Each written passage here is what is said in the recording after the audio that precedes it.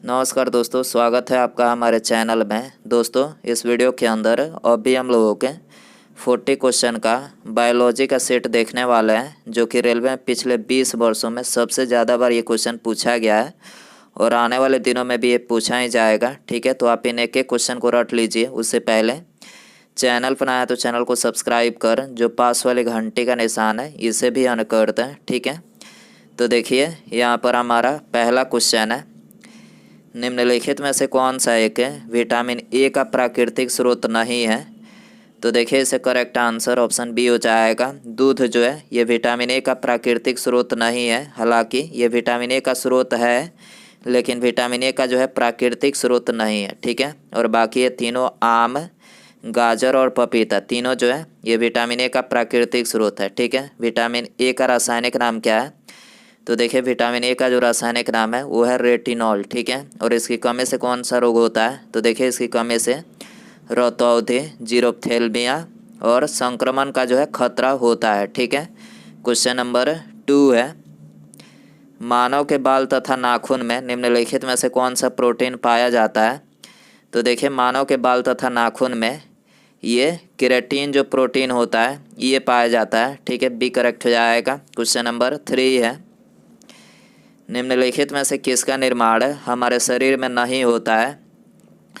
तो देखिए इसे करेक्ट आंसर ऑप्शन ए हो जाएगा। विटामिन ए का जो निर्माण होता है तो ये हमारे शरीर में नहीं होता है। ठीक है, और बाकी ये तीनों प्रोटीन, एंजाइम और हार्मोन तीनों का निर्माण जो है ये हमारे शरीर के अंदर होता है। ठीक है, क्वेश्चन नंबर 4 है, निम्नलिखित में से कौन प्रोटीन का सबसे अच्छा स्रोत है?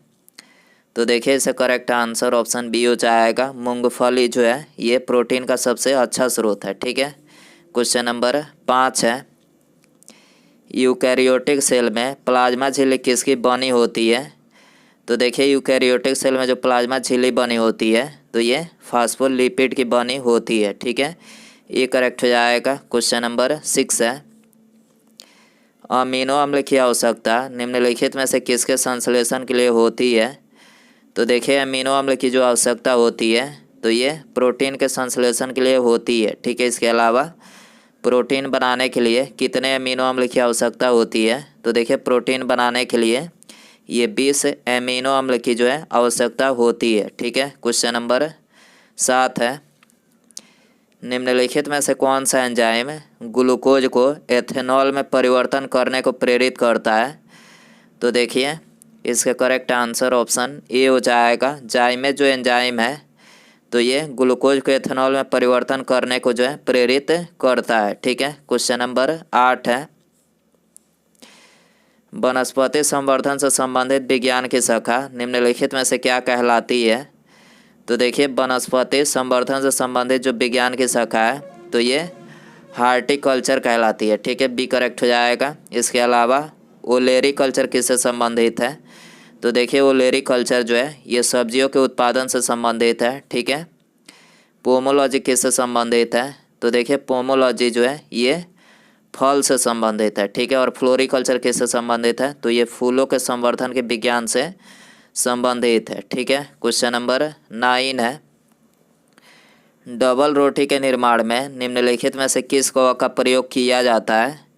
तो देखिए डबल रोटी के निर्माण में ये सैक्रोमाइसेज कवक का जो है प्रयोग किया जाता है। ठीक है, सी करेक्ट हो जाएगा। क्वेश्चन नंबर 10 है, इटाई रोग मानव शरीर में किस तत्व की अधिकता के कारण होता है? तो देखिए इटाई जो रोग होता है तो ये मानव शरीर में कैडमियम की अधिकता के कारण होता है। ठीक है, ये करेक्ट हो जाएगा। क्वेश्चन नंबर 11 है, निम्नलिखित में से किसका उपयोग रक्त कैंसर के उपचार में किया जाता है? तो देखिए रक्त कैंसर के उपचार में ये कोबाल्ट 60 का जो है उपयोग किया जाता है। ठीक है, डी करेक्ट हो जाएगा। क्वेश्चन नंबर 12 है, डॉक्टर हरगोविंद खुराना को निम्नलिखित में से किस कार्य के लिए नोबेल पुरस्कार प्रदान किया गया था? तो देखिए ये वेरी इंपॉर्टेंट क्वेश्चन है। तो देखिए डॉक्टर हरगोविंद खुराना को जो है ये जेनेटिक कोड के लिए जो है मतलब नोबेल पुरस्कार प्रदान किया गया था। ठीक है, बी करेक्ट हो जाएगा। क्वेश्चन नंबर 13 है, किसी व्यक्ति का रुधिर वर्ग निम्नलिखित में से किस पर निर्भर करता है? तो देखिए किसी व्यक्ति का रुधिर वर्ग जो है ये व्यक्ति में उपस्थित जीन्स पर जो है निर्भर करता है। ठीक है, डी करेक्ट हो जाएगा। क्वेश्चन नंबर 14 है, ग्लाइकोजन मानव शरीर के किस भाग में पाया जाता है?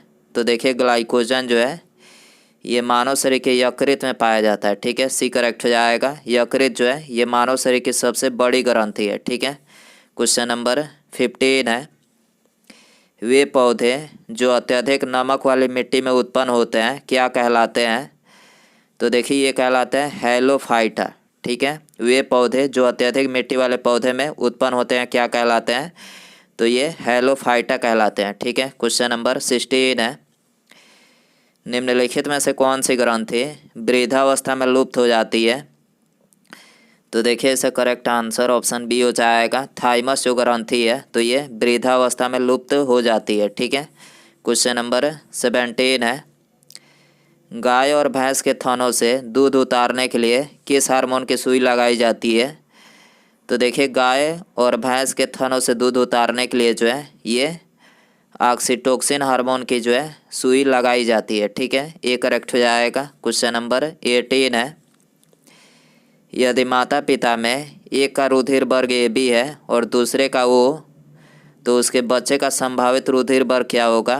तो देखिए उनके बच्चे का जो संभावित रुधिर वर्ग होगा तो ये A या फिर B होगा। ठीक है, तो यहाँ पर ये करेक्ट हो जाएगा। क्वेश्चन नंबर 19 है, निम्नलिखित में से किस कोशिका से इंसुलिन स्रावित होता है?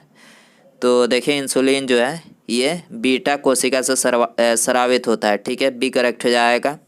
इसके अलावा इंसुलिन जो है ये एक प्रकार का हार्मोन है और इसका निर्माण कहाँ पर होता है? तो इसका निर्माण जो है ये अग्न्याशय में होता है। ठीक है, और अग्न्याशय जो है ये मानव शरीर की दूसरी सबसे बड़ी ग्रंथि है। ठीक है, यकृत मानव शरीर की पहली सबसे बड़ी ग्रंथि है, अग्न्याशय मानव शरीर की दूसरी सबसे बड़ी ग्रंथि है। ठीक है, क्वेश्चन नंबर 20 है, प्रोटीन की सबसे अधिक मात्रा निम्नलिखित में से किस में पाई जाती है? तो देखिए प्रोटीन की जो सबसे अधिक मात्रा पाई जाती है तो ये सोयाबीन में पाई जाती है। ठीक है, सोयाबीन में प्रोटीन की प्रतिशत मात्रा कितनी पाई जाती है? 42% जो है पाई जाती है। ठीक है, क्वेश्चन नंबर 21 है, निम्नलिखित में से किसको सेल का पावर प्लांट भी कहा जाता है? तो देखिए इससे करेक्ट आंसर ऑप्शन बी हो जाएगा। माइटोकॉन्ड्रिया को जो है ये सेल का पावर प्लांट भी कहा जाता है। ठीक है, क्वेश्चन नंबर 22 है, न्यूक्लियस के बाहर DNA कहाँ पर पाए जाते हैं? तो देखिए न्यूक्लियस के बाहर जो DNA पाए जाते हैं तो ये माइटोकॉन्ड्रिया में पाए जाते हैं। ठीक है, सी करेक्ट हो जाएगा। क्वेश्चन नंबर 23 है, प्लाज्मा झिल्ली किसकी बनी होती है? तो देखिए प्लाज्मा झिल्ली जो है ये लिपिड और प्रोटीन से बनी होती है। ठीक है, तो यहाँ पर डी करेक्ट हो जाएगा, A और B दोनों। ठीक है, क्वेश्चन नंबर 24 है, जैविक सिस्टम में रासायनिक क्रिया के प्रक्रिया को तेज करने के लिए उत्तरदायी पदार्थ कौन सा है? तो देखिए जैविक सिस्टम में रासायनिक क्रिया के प्रक्रिया को तेज करने के लिए जो उत्तरदायी पदार्थ है तो ये है एंजाइम। ठीक है, तो यहाँ पर सी करेक्ट हो जाएगा। क्वेश्चन नंबर 25 है, स्पर्मोलॉजी में किसका अध्ययन किया जाता है? तो देखिए स्पर्मोलॉजी में ये बीज का जो है अध्ययन किया जाता है। ठीक है, बी करेक्ट हो जाएगा। क्वेश्चन नंबर 26 है, रक्त दाब का नियंत्रण निम्नलिखित में से कौन करता है? तो देखिए रक्त दाब का जो नियंत्रण करता है तो ये अधिवृक्क यानी एड्रीनल ग्रंथि करता है। ठीक है, तो यहाँ पर ए करेक्ट हो जाएगा। क्वेश्चन नंबर 27 है, जीवन रक्षक हार्मोन किस ग्रंथि से स्रावित होता है? तो देखिए जीवन रक्षक हार्मोन जो है ये एड्रीनल ग्रंथि से जो है स्रावित होता है। ठीक है, ये करेक्ट हो जाएगा। क्वेश्चन नंबर 28 है, निम्नलिखित में से कौन सा हार्मोन लड़ो उड़ो हार्मोन कहलाता है? तो देखिए इससे करेक्ट आंसर ऑप्शन बी हो जाएगा। एड्रेनलिन जो हार्मोन है तो ये लड़ो उड़ो हार्मोन कहलाता है। ठीक है, क्वेश्चन नंबर 29 है, निम्नलिखित में से कौन सा एक स्त्रीलिंग हार्मोन है? तो देखिए इसका करेक्ट आंसर ऑप्शन ए हो जाएगा। एस्ट्रोजन जो है ये एक स्त्रीलिंग हार्मोन है। ठीक है, इसके अलावा टेस्टोस्टेरोन जो है ये एक पुरुष हार्मोन है, ठीक है। टेस्टोस्टेरोन पुरुष हार्मोन है और एस्ट्रोजन जो है ये एक स्त्रीलिंग हार्मोन है, ठीक है। क्वेश्चन नंबर 30 है, निम्नलिखित में से किस कोशिकांग को कोशिका का पावर हाउस कहा जाता है? तो देखिए वेरी इंपॉर्टेंट क्वेश्चन है। कोशिका का जो पावर हाउस बोला जाता है तो ये माइटोकॉन्ड्रिया को बोला जाता है, ठीक है। बी करेक्ट हो जाएगा। क्वेश्चन नंबर 31 है, मानव शरीर में पाचन का अधिकांश भाग किस अंग में संपन्न होता है? तो देखिए मानव शरीर में जो पाचन का अधिकांश भाग होता है तो ये छोटी आंत में जो है संपन्न होता है, ठीक है। सी करेक्ट हो जाएगा। क्वेश्चन नंबर 32 है, लार निम्नलिखित में से किसके पाचन में सहायता करती है? तो देखिए लार जो होती है तो ये स्टार्च के पाचन में सहायता करती है। लार किसके पाचन में सहायता करती है? स्टार्च के पाचन में सहायता करती है, ठीक है। ये करेक्ट हो जाएगा। क्वेश्चन नंबर 33 है, आँखों की दूरदृष्टि की बीमारी किसके कारण होती है? तो देखिए आँखों की जो दूरदृष्टि की बीमारी होती है तो ये नेत्र गोलक के छोटा होने के कारण से होती है, ठीक है। बी करेक्ट हो जाएगा। क्वेश्चन नंबर 34 है, सबसे अधिक आयरन किस में पाया जाता है? तो देखिए सबसे अधिक जो आयरन पाया जाता है तो ये हरी पत्तेदार सब्जियों में पाया जाता है, ठीक है। बी करेक्ट हो जाएगा। क्वेश्चन नंबर 35 है, निम्नलिखित में से किस विटामिन की कमी से मसूड़ों से रक्त आता है तथा दांत जो है हिलने लगता है?